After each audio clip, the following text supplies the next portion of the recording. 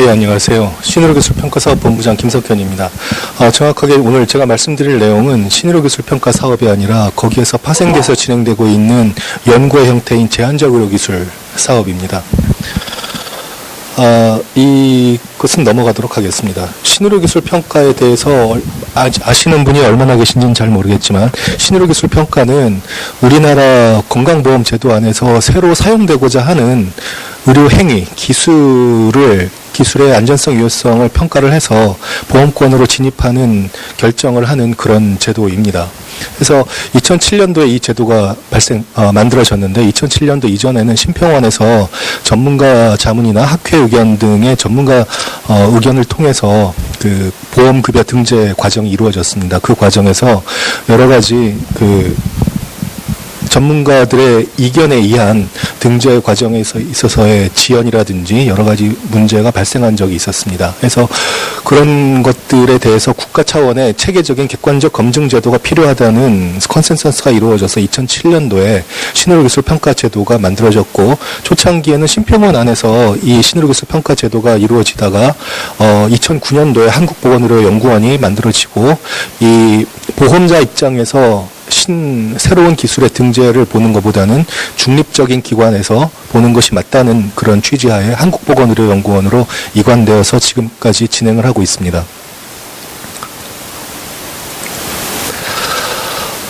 신의료기술 평가는 약 280일에 걸쳐서 그 신의료기술평가위원회에서 구성한 전문가들에 의해서 체계적 문헌고찰 결과를 통해서 이루어지게 됩니다. 그 결과가 나오는 것은 크게 4가지가 나오는데요. 첫 번째는 신의료기술이고요. 또 하나는 여기에는 올리지 않은 기존 기술이라는 게 있습니다. 기존 기술은 신청이 들어왔으나 판단해 보니 기존의 심평원에 등재되어 있는 기술과 동일하다라고 해서 들어가는 게 기존 기술입니다. 여기서 보여주시면 신의료 기술은 안전성 유효성을 인정받아서 등재할 수 있는 그런 기술로 판단이 돼서 들어간 것입니다. 그래서 이거는 전혀 문제가 없고요. 만일 연구 단계 기술이나 조기 기술이라는 판정을 받게 되면 보험 급여 등재가 불가능해집니다. 그럼 우리나라의 의료 환경상 보험급여 등재가 되어 있지 않으면 실은 병원에서 그 시술을 하시고 환자들한테 돈을 받으시면 안 되는 그런 구조인 거죠. 근데 여기서 연구 단계 기술과 조기 기술의 차이는, 조기 기술은 판단할 만한 근거가 전혀 없어서 판단 자체를 하지 못해서 떨어진 것을 얘기하고요. 연구 단계 기술은 근거는 충분히 있어서 저희가 판단을 했습니다. 판단을 했더니 아직 안유가 부족하다고 그렇게 결론이 난 기술들입니다. 1년에 약 50개 정도의 기술이 약 연구 단계 기술로 판명을 받습니다. 그 연구 단계 기술 중에서 일부는 지금 상당히 많은 기술은 뭐 꼭 그렇지는 않지만 일부는 의학적인 필요성이 굉장히 인정이 됩니다. 하지만 근거가 부족해서 인정이 되지 않았지만 우리나라 현실상 보험액권에 들어가지 못하는, 쓸 수 없는 이런 현실을 반영해서 그러한 기술들에 대해서 근거를 쌓을 수 있는 기회를 주어야 한다라는 그런 의견이 많았고, 그런 차원에서 만들어진 제도가 이 제한적 의료기술 제도입니다. 즉, 이 조기 기술의 연구 단계 기술 분류에 보시면 뭐 1등급, 2등급, 그리고 2A, 2B 이런 식으로 분류가 되어 있습니다. 그래서 여기서 2B를 보시면 대체 기술이 없는 의료기술 또는 희귀질환 치료 또는 검사 방법으로서 남용의 소지가 없고 임상 지원에 시급한 임상 도입이 필요하다고 판단되는 경우라고 되어 있습니다. 이 2B 등급은 1년에 약 3개 정도 나옵니다. 3개에서 많아야 5개 정도. 이 정도 나오게 되는데, 이러한 의료기술들에 대해서는 저희가 SIT가 이루어지지 않는 한, 스폰서가 붙어서 클리니컬 트라이얼이 이루어지지 않는 한, 그리고 이런 기술들은 대부분 SIT가 어려운 경우가 많습니다. 그런 경우에는 국가적 차원에서 지원이 필요하겠다는 생각이 들어서 그 기술들이 이 대상이 됩니다. 즉, 다시 한번 말씀드리지만 평가가 되기 위해선 신의료기술 평가를 먼저 신청을 하셔야 되고, 신의료기술 평가 대상에서 연구 단계로 떨어진 의료기술들이 이것이 됩니다. 해서 신청한 사람만 제한적 의료기술을 신청할 수 있냐? 그건 아닙니다. 왜냐하면 의료기술을 사용할 수 있는 건 보편적인 권리이고 모든 의사선생님들이 다 하실 수 있는 거기 때문에 저희가 연말에 이거에 대해서 공고를 띄웁니다. 기술 공고를 띄우면 그 공고를 보시고 본인들이 하실 수 있는 그런 의료기술이라고 생각하시면 저희 한국보건의료연구원에 컨택트를 하셔서 상담을 하시고 하실 수 있다고 생각하시면 그거에 대해서 어플라이를 해서 하시면 됩니다. 제가 알고 있기로는 전북대병원에서는 현재 진행하는 건 없고요. 조선대병원에서는 정형외과 영역에서 PRP 시술이 진행된 적이 있습니다. 그 제한적 의료기술 평가의 도입 배경을 다 말씀드렸지만 다시 한번 말씀드리면 타입 2B 기술에 대해서 비급여 임상진료를 허용하는 것입니다. 그러니까 저희가 돈을 많이 들일 수는 없고 그렇다면 임상연구를 하는데 굉장히 돈이 많이 들잖아요. 근데 그 돈을 다 드릴 수는 없고 임상연구를 진행하는 비용은 저희가 서포팅을 해드립니다. 단지 근데 환자한테 시술 비용은 환자로부터 직접 받을 수 있도록 저희가 그렇게 디자인을 했습니다. 그래서 지금 현재 진행되고 있는 것들 중에 신의료기술 평가 제한적 의료기술 리스트입니다. 이 첫 번째가 제일 먼저 판정을 받은 제한적 의료기술로 리스팅이 된 게 심근경색증에 있어서 자가혈 말초혈액 줄기세포 치료술입니다. 이것은 서울대병원과 세브란스 병원 그리고 서울성모병원 이렇게 세 군데 병원에서 시작을 했고요. 2014년도에 시작을 했고 올해 9월 31일 날 종료가 됐습니다. 환자 모집이 종료가 됐고 1년의 시간에 걸쳐서 환자의 추적 관찰과 보고서를 작성하는 기간이 있어서 내년 9월 30일 날 최종적으로 다시 한번 보고서를 접수를 하고 그것에 의한 판단을 하도록 되어 있습니다. 이게 첫 번째 들어간 시술이고 이게 첫 번째 사이클이 끝나는 그런 시술이기도 합니다. 그리고 두 번째가 자가혈소판 풍부혈장 치료술인데 이건 정형외과 영역에서의 5개의 인디케이션을 가지고 들어갔습니다. 아래에 보시면 회전근개 건병증, 상과염, 슬개건병증, 족저근막염, 아킬레스 건염입니다. 그래서 실시 기관과 책임이사는 차병원, 그다음에 카톨릭대학교 성모병원, 삼성서울병원, 조선대학교 정형외과, 그다음에 한림대학교 강남동심병원 정형외과 이렇게 5개 의료기관에서 어플라이 하셔서 하셨습니다. 이것도 역시 9월 31일 날 종료가 되었고 내년 9월 30일까지 보고서를 발표하도록 되어 있습니다.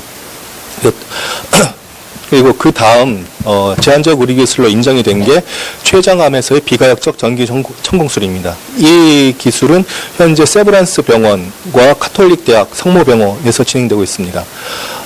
지금 현재 세브란스 병원에서 액티브하게 진행이 되고 있는데요. 이 경우에는 아이솔레이티드 판크레아틱 캔서로 수술이 불가능한 환자를 대상으로 전기 소작법을 이용해서 그 사이즈를 줄여서 수술을 도모하거나 아니면 생존율을 높이고자 하는 그런 시술입니다. 그래서 이 시술은 굉장히 돈이 많이 들고요. 그래서 컨트롤을 구하기가 어려워서 컨트롤을 잡기가 어려워서 이렇게 그 환자 관찰 연구 케이스 시리즈로 진행이 되고 있습니다. 그리고 이 기술은 세브란스 병원 해기학과에서 진행이 되고 있는데요. C11 메사이오닌 펫CT입니다. 펫CT 이것은 전립선 암에서의 C11 메사이오닌을 이용한 펫CT의 진단법의 유용성을 평가를 하는 그런 방법으로서 유일하게 들어와 있는 검사법입니다.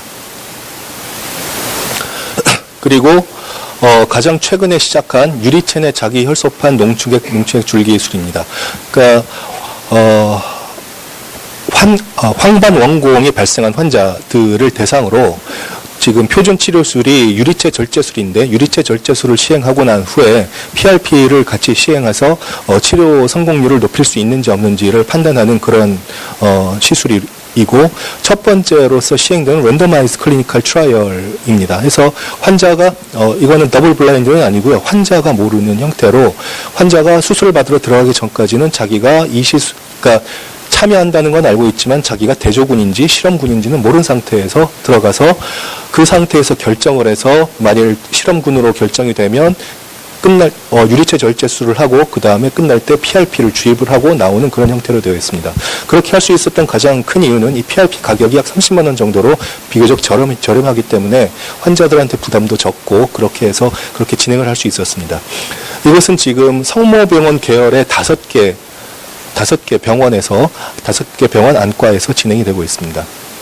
그리고 최근에 또 다른 의료기술이 2가지가 선정이 되었는데요. 그거는 지금 협상 중에 있습니다. 어떻게 진행할지 니고시에이션 중에 있고 그 니고시에이션이 끝나면 곧 고시, 복지부 고시가 이루어질 것으로 생각을 하고 있습니다.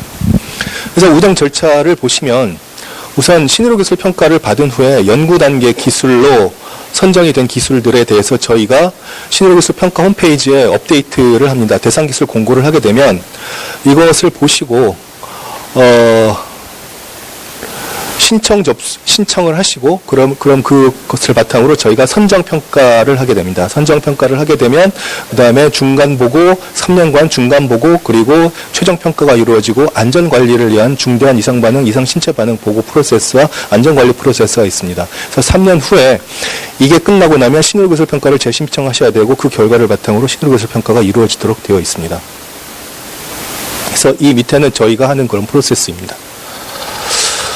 근거 창출 기간 아까도 말씀드렸지만 근거 창출 기간은 3년입니다. 3년이고 추적 관천 기간이 1년이 더 주어집니다. 6개월이고 임상 연구가 종료되는 기간을 총해서 총 4년간의 시작이 되어집니다. 참여 기간 및 시술 기간이 이렇고요. 이런 식으로 되어 있습니다. 근거 창출 위한 저희가 비용 지원을 해드리는데 비용 지원은 아까 말씀드린 것처럼 환자한테 직접 시술하는 비용은 환자한테 직접 받으실 수 있습니다. 하지만 최근에는 그 비용의 문제가 많이 두드러져서 환자한테 직접 받으시는 비용 중에 일부를 저희가 드리는 연구비에서 지원할 수 있도록 그렇게 바꿨습니다. 최저 10%, 많게는 25%까지 지원하고 있고요. 앞으로 저희 연구비 사정에 따라서 최대 50%까지 지원할 수 있도록 한번 그렇게 진행해보고 있습니다. 그 외에 저희가 지원해드리는 비용은 여러 가지 그 외에 연구를 하기 위한 모든 비용은 다 지원해드립니다. 즉 창출을 위한 연구 있죠. CRA를 뽑으셔야 되고 그래서 인건비라든지 그런 것들이 필요하고 또 환자 보험료가 있어야 되죠. 그 다음에 시술 비용의 검사 그리고 검사 비용의 일부를 지원해드리고 ECRF를 만들고 데이터 관리 비용 그 다음에 점검 등 과정 관리에 관한 비용들도 다 지원해드립니다. 여기서 보시면 알겠지만 하나의 임상 연구가 처음에서 끝까지 모든 프로세스가 하나의 기관에서 모두 관리가 되고 있는 실은 이런 거는 지금 현재 제한적 의료기술이 유일합니다. 제가 말씀드리고 난 다음에 국민건강임상연구사업단이 하겠지만 그건 일단 진흥원과 넥카가 합작으로 하는 거라서 서로 일을 나눠서 하고 있기 때문에요. 한 기관이 처음부터 끝까지 모든 것을 책임지고 있지는 않습니다. 반면에 또 하나가 지금 제한적 의료기술의 평가 제도가 최근에 확대가 되었습니다. 저희가 2B 클래스로 해서 국고 지원만 하고 있었는데 그 제한적 의료기술로 떨어진 그런 것들에 대해서 좀 더 쓸 수 있게 해달라라는 그런 요청이 많아서 저희가 연구 단계 기술로 떨어진 그런 것들 중에 대해서 저희가 이 제한적 의료기술을 확대를 시행을 하고 있습니다. 이 확대의 경우는 일단 기본적으로 제한적 연구 단계로 떨어진 모든 의료기술들이 되고요. 그 과정에서 C등급 즉 안전성에 문제가 있거나 또는 임상성 유용성이 현재 없는 경우를 제외하고도 모두가 대상이 됩니다. 차이가 뭐냐면 이 경우에는 연구비를 지원해드리지 않습니다. 연구를 본인 스스로의 자기 돈으로 하셔야 됩니다. 그러니까 쉽지 않을 거라고 생각을 합니다. 그래서 신청기관은 병원급 이상이면 다 됩니다. 하지만 저희가 판단을 합니다. 신청하신 기관이 그 시술을 적절히 하실 수 있는지에 대한 판단을 하기 때문에 그 판단이 그렇게 어렵지는 않습니다. 그렇기 때문에 실제적으로는 굉장히 그렇게 아무 데서나 할 수 있지는 않습니다. 그래서 말씀을 드리면 제한적 의료기술 제도라는 게 있었고 그런 것들에 대해서 저희가 연구비를 지원해 준 사업이 있는 건 사실이고요. 약 1년에 9억 정도의 예산으로 진행을 하고 있고 현재로서는 이 확대권이 있고 이 확대권은 연구비를 지원해 드리지 않지만 의사가 있으신 분들은 병원에서 신청하실 수 있습니다. 이거 신청은 반드시 병원 의사분이 하셔야 됩니다. 의료기기 업체가 할 수는 없습니다. 총회기구입니다. 예, 감사합니다.